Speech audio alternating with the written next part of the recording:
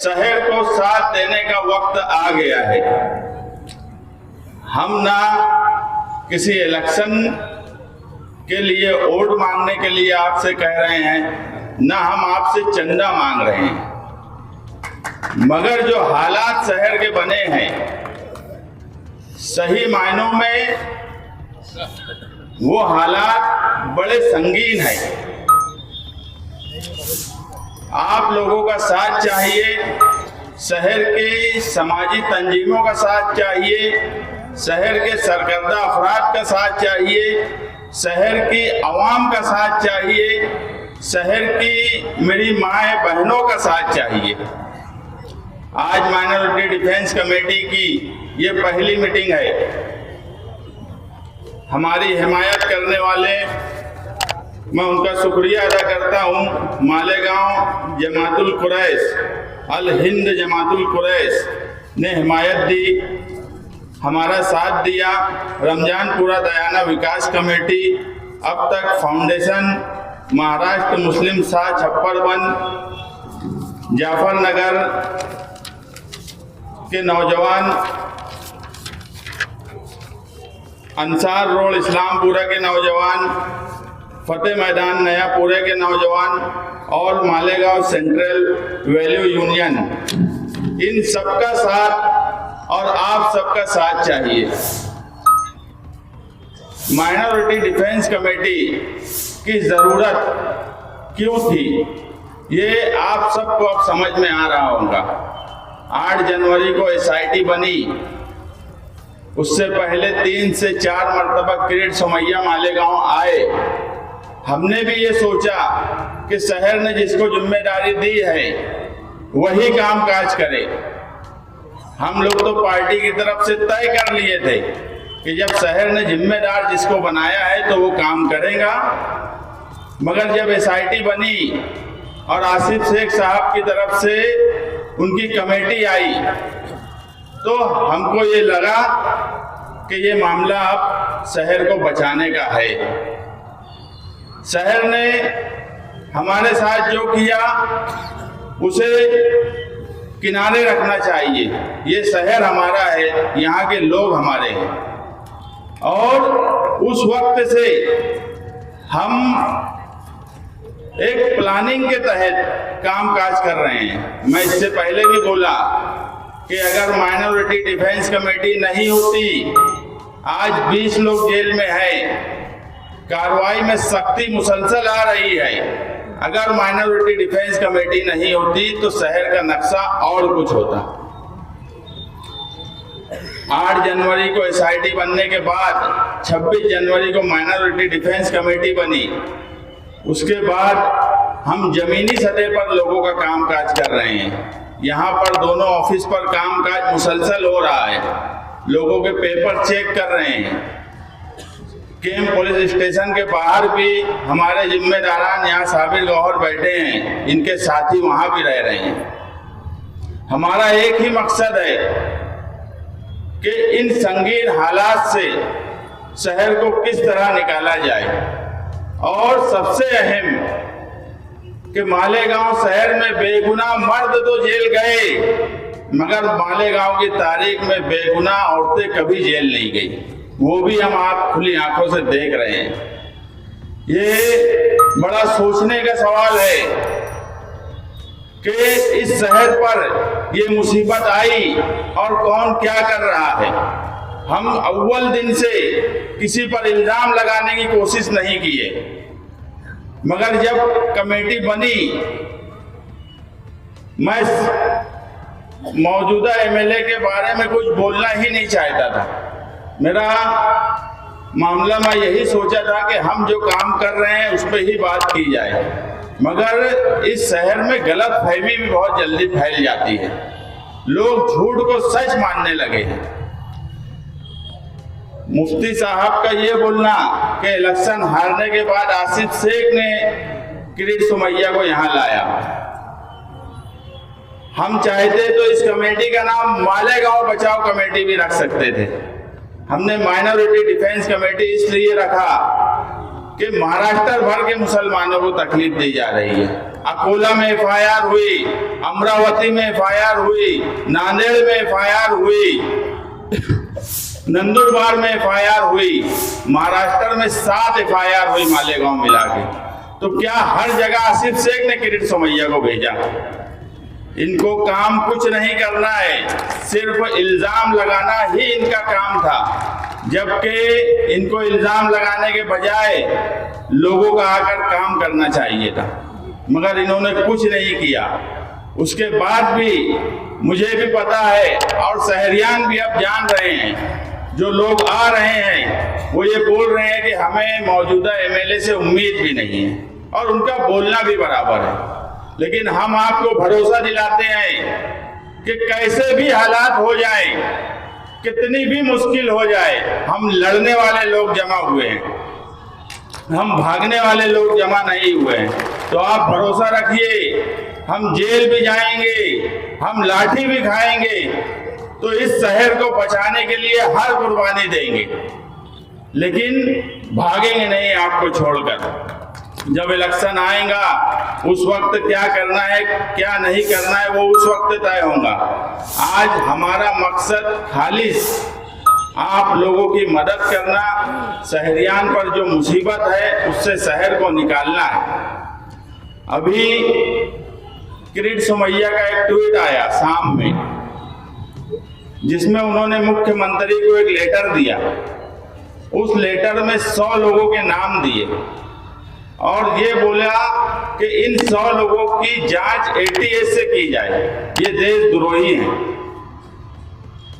बोलने का मतलब ये है कि ये लड़ाई आसान नहीं है, यहाँ सबको साथ बैठकर सोचना होगा। हमारे पास अगर यहाँ समीउल्लाह अंसारी बैठे हैं, अगर वो आज मीटिंग में आए हैं, उनका भाई एडवोकेट खालिद, उनके ऊपर 2 FIR हो गई, वकील हैं, तो भी आप अब्दुल अजीम खान साहब से पूछ सकते हैं कि हमने हर वक्त उनको यही बोला कि किसी भी तरह उनको बचाया जाए, इस केस से निकाला जाए। हमने ये नहीं सोचा कि वो MIM में रहते हैं, उनके भाई हैं। हमारे लिए ये आज अहम बात नहीं थी। हमारे लिए सिर्फ ये अहम था कि वो मालेगांव का एक वकील है, मालेगांव का शहरी है, अगर उस पर मुसीबत आई है तो उसके लिए खड़ा होना चाहिए। वो किस पार्टी से आ रहा है या उसके घर के लोग किस पार्टी से हैं, हम ये नहीं सोच रहे हैं यहाँ पर। हम सिर्फ, हमारा एक ही मकसद है कि किसी भी तरह हम मालेगांव शहर को बचाएं और इस मुसीबत से निकालें। हमने जो कोशिश की वो आपके सामने है। हम मालेगांव शहर में कोर्ट में भी मुसलसल हमारी लीगल टीम कोशिश कर रही है। हमें जहां धरना देने की ज़रूरत है हम वहाँ धरना भी दे रहे हैं, हमें जहां मीटिंग लेने की ज़रूरत है वहाँ मीटिंग भी ले रहे हैं। अगर हमें हाई कोर्ट जाना है तो हम वहाँ भी जा रहे हैं, मंत्रालय में नुमाइंदगी की ज़रूरत है तो हम वहाँ भी गए। हम कोई खाना छोड़ नहीं रहे हैं। अगर हम कोई खाना छोड़ते तो ये मुसीबत और बढ़ती, मुसीबत आगे भी बढ़ेंगी। हम SIT के जिम्मेदारान से सिर्फ हमारी मांग पीछे भी यही थी और अभी भी यही है कि जिन लोगों ने दाखिला बनाया है और मामूली कागज पत्तर में मिस्टेक हुई है तो ये उनकी गलती नहीं है। कोई भी अरीजा या कोई भी डॉक्यूमेंट बनाने के लिए जब अरीजा दिया जाता है तो वो अथॉरिटी जो अधिकारी है ये उसकी जिम्मेदारी है कि वो उसी वक्त उसको जांच ले।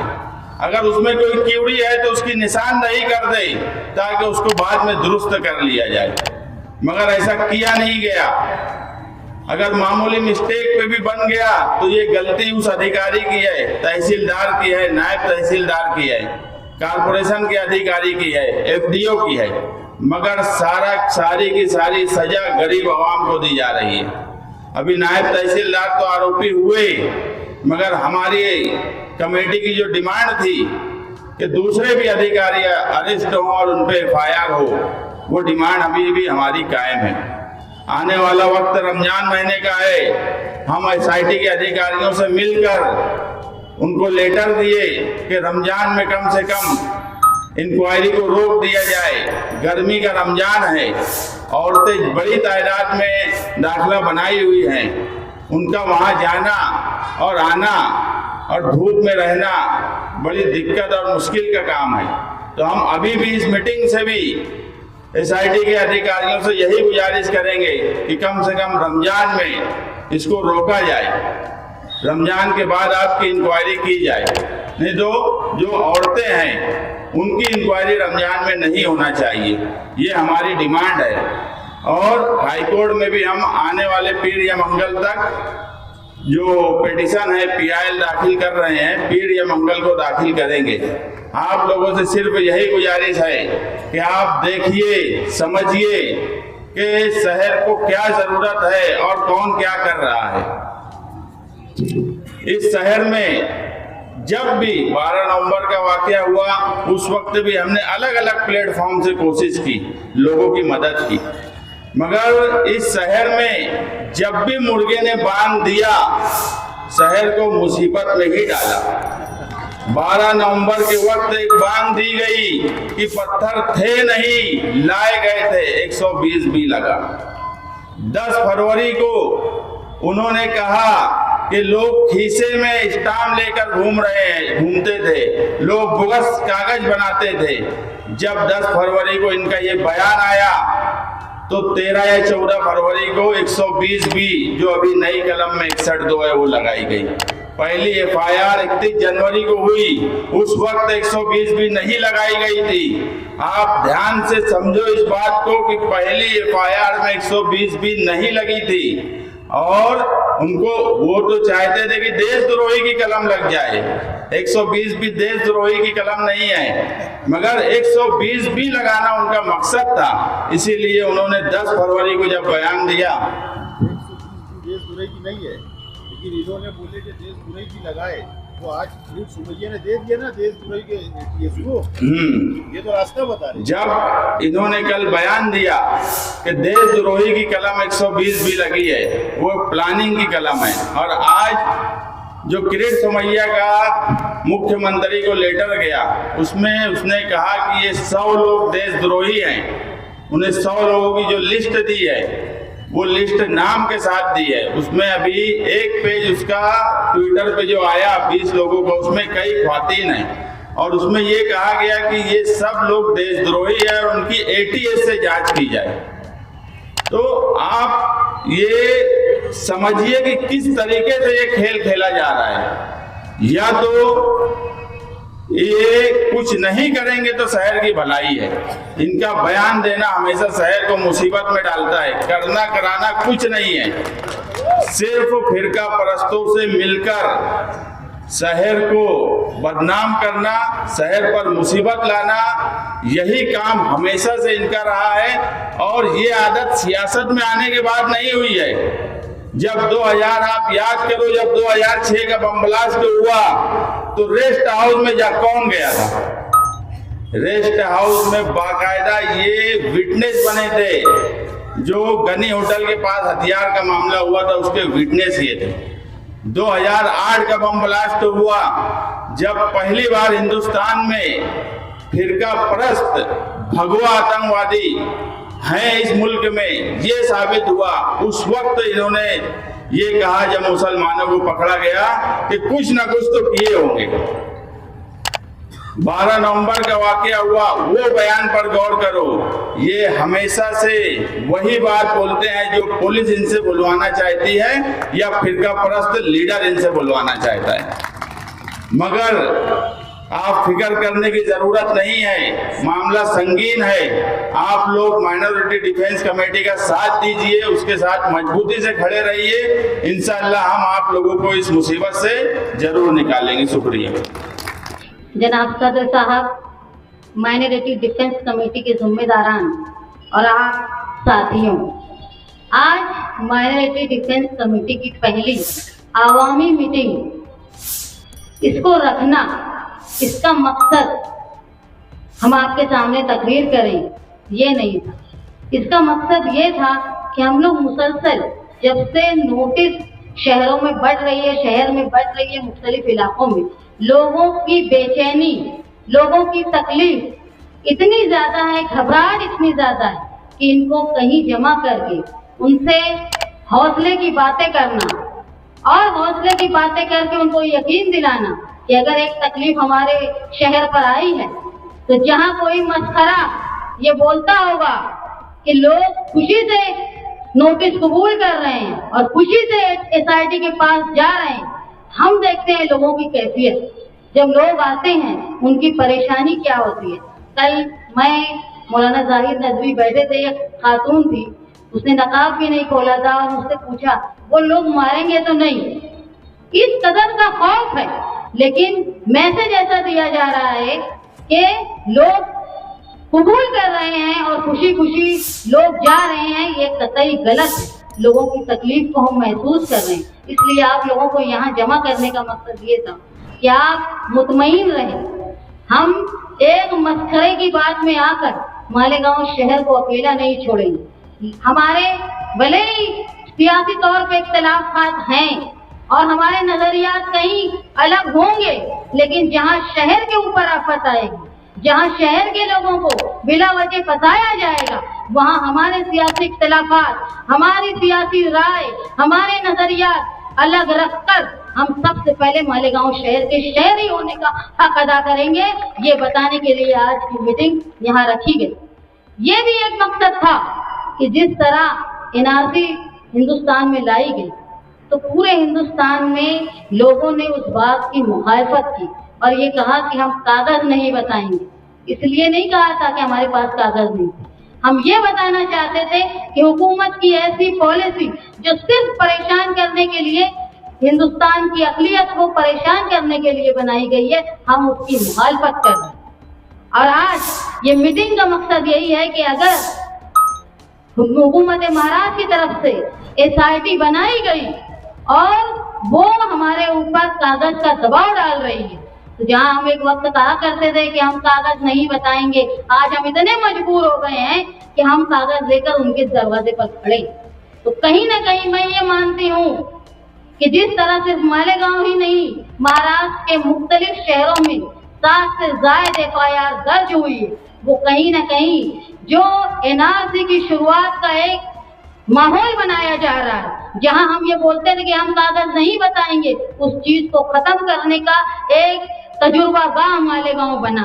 आप ये समझ लो कि 4000 लोगों में अगर नोटिस तकसीम होगी तो वो सिर्फ 4000 लोग नहीं है जिनका आप डेटा वहां दे रहे हैं। एक औरत अगर है, वो अगर अपने पेपर्स लेकर जाती है तो अपने शौहर का पेपर लेकर जा रही है, अपने वालिद का पेपर लेकर जा रही है, अपने भाई का लेकर जा रही है, दादी दादा और ससुराल वालों को लेकर जा रही है। तो सिर्फ 4000 नोटिस नहीं है, ये एसआईटी वो डेटा जमा कर रही है जो तकरीबन एक नोटिस के साथ 5 से 6 लोगों का डेटा जमा। और हम हमेशा से 2014 से जब से बीजेपी हुकूमत हिंदुस्तान में आई है, हम उसके किरदार के ताल्लुक से मशकूक, क्योंकि अगर वो कोई एजेंसी बनाती है जांच की, तो उसकी नीयत जो होती है वो जांच करने की नहीं होती, उसकी नीयत होती है कि अक़लियत को परेशान किया जाए, फंसाने के लिए वो एजेंसी बनाती है।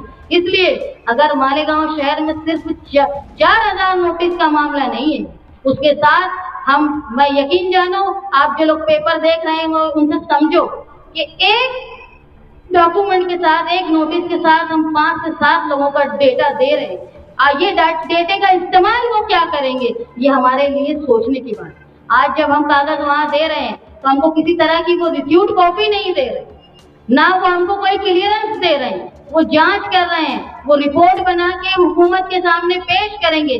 जब तक हमको ये बात का खदशा दिल में लगा रहेगा कि हमारे कागजात को उन्होंने सही पाया है कि नहीं पाया, तो यकीन रखो कि मालेगांव शहर एक तजुर्बा गाह बन गया है अक़लियत को परेशान करने का। और उसकी वजह है जो पार्लियामेंट के टाइम में हमारे यहाँ इलेक्शन हुआ और नतीजा बीजेपी के जो सोच थी उसके बिल्कुल खिलाफ रहा। उसके बाद जब असेंबली का इलेक्शन आया तो जहाँ बीजेपी ने अपनी बी टीम भेजी, वहां जिस तरह बीजेपी एक तरफ माइनॉरिटी को मुत्तहिद करने के लिए फिरका परस्ती करती है, उसी तरह मेजॉरिटी को परेशान करती है, माइनॉरिटी को परेशान करती है, उसी तरह जो बी टीम है वो एक तरफ से नारे ऐसे लगाती है जिसकी वजह से दोनों में फर्क ज्यादा पड़े और मालेगांव शहर को ये तजुर्बेकार बनाया गया है। एक तो हमारे पार्लियामेंट के इलेक्शन में एक तरफा वोटिंग और दूसरा असेंबली के इलेक्शन में हमारे पार्टी ये जो यहाँ की बी टीम थी बीजेपी की, उन्होंने मजहबी नारे लगाए, जिसकी वजह से आज हम लोगों के नजर में आ गए हैं फिरका परस्तों। तो आज वक्त ये है कि हमको समझदारी से फैसला करना है, हमको जज्बाती होकर कोई मस्करे के जैसा कोई भी बयान नहीं दे देना है जिसकी वजह से आवाम को तकलीफ हो। आज आप देख रहे हैं कि मालेगांव शहर की 2 खातून जो हैं वो 20 दिन से ज्यादा हो गया है वो जेल में है, जिनके मासूम बच्चे आज उनका इंतजार कर रहे हैं। रमजान करीब है और उनके घर वालों में बेचैनी बढ़ रही है। FIR में मुसलसल खवातीन का नाम आ रहा है। तो मैं माइनॉरिटी डिफेंस कमेटी के जिम्मेदारान से इस बात की इजाजत चाहती हूँ कि मैं और हम माइनॉरिटी डिफेंस कमेटी की तरफ से एक बात पूरी तरह साफ बता दें पुलिस डिपार्टमेंट को कि अगर रमजान के महीने में या अभी से लेकर आखिर तक रमजान के महीने तक उन्होंने किसी भी खातून को गिरफ्तार किया तो चाहे वो रमजान का महीना हो, हम सब खवातीन मिलकर मालेगांव शहर की एहतजाज करेंगे। मैं यहाँ जो आए हुए मर्द हैं उन लोगों से दरख्वास्त करती हूँ कि वो अपने घर की खवातीन को ये मान ले कि अगर एक औरत शहर की जाती है तो वो कहीं ना कहीं हमारी कोई अपनी है और जब उस पर आफत आएगी तो सबको मिलकर एहतजाज करना है। आप लोग जो काम कर रहे हैं, मैं मुसलसल बोल रही हूँ, जो डेटा हमारा SRT में जमा हो रहा है उसका क्या इस्तेमाल होगा उसको आप सोचिए और ये भी समझिए कि ये आफत जो हमारे ऊपर आई है इसको ये बोलेंगे कि इन्होंने लाया उन्होंने लाया, मुसलसल महाराष्ट्र के मुख्तलिफ इलाकों में भी हो रहा है, जिसको हम देख रहे हैं कि बड़ी आबादी मालेगांव में है, इसलिए निशाना बनाने की जरखेज जगह मालेगांव, लेकिन दूसरे शहर भी इस चीज से महफूज नहीं है। तो ऐसे मस्करों की बात में आने की बजाय अपने तहफ्फुज़ का इंतजाम अपने कागजात को महफूज करके आप करें। जिस तरह यहाँ राष्ट्रवादी भवन में और समाजवादी की ऑफिस में कागज की जांच हो रही है, आप आए, मैं देख रही हूँ कुछ लोग आते हैं, हम लोगों से मुलाकात करते हैं तो क्या नहीं बोलना है वही वो बोल देते हैं। इसलिए जरूरी है कि आप लोग आकर समझें। मैं मानती हूँ कि अगर हमारा टेबल यहाँ लगा नहीं होता तो कम से कम गलत बयानी की वजह से 50 से 60 लोग और FIR में होते। तो ये काबिल मुबारकबाद है डिफेंस कमेटी जिसने मालेगांव शहर के लिए एक कदम उठाया है। मैं ये जानती हूँ कि ये लोग जो कदम उठा रहे हैं, जब हुकूमत की सख्ती आएगी तो याद रखना ये दोनों भी कहीं न कहीं और कमेटी के जिम्मेदारान भी कानूनी पकड़ में आएंगे। इसलिए जरूरी है कि आवाम ने इनका साथ देना चाहिए, इनको इतना ताकतवर करना चाहिए ताकि आने वाली मुश्किलात के वक्त हुकूमत और पुलिस डिपार्टमेंट ये याद रखे कि मालेगांव शहर में अगर कोई बड़ी कार्रवाई होगी तो यहाँ लॉ एंड ऑर्डर का मामला आएगा। इसलिए वक्त है कि हमको मुत्तहिद होना है और जो लोग काम करते हैं उनको याद रखो। हम उन लोगों को सिर्फ होली और पोशाक से अपना नुमाइंदा चुनते हैं जो हुकूमत के दलाली करते हैं, ये याद रखो। ये हमारे लिए इब्तिदा है, आने वाला वक्त और संगीन न हो। इसीलिए हम होश में रहें, अपने कागजात दुरुस्त रखें और सही राह पर चलाने वालों का मशवरा लें। ये आपसे मेरी दरख्वास्त है। आप लोगों ने बोलने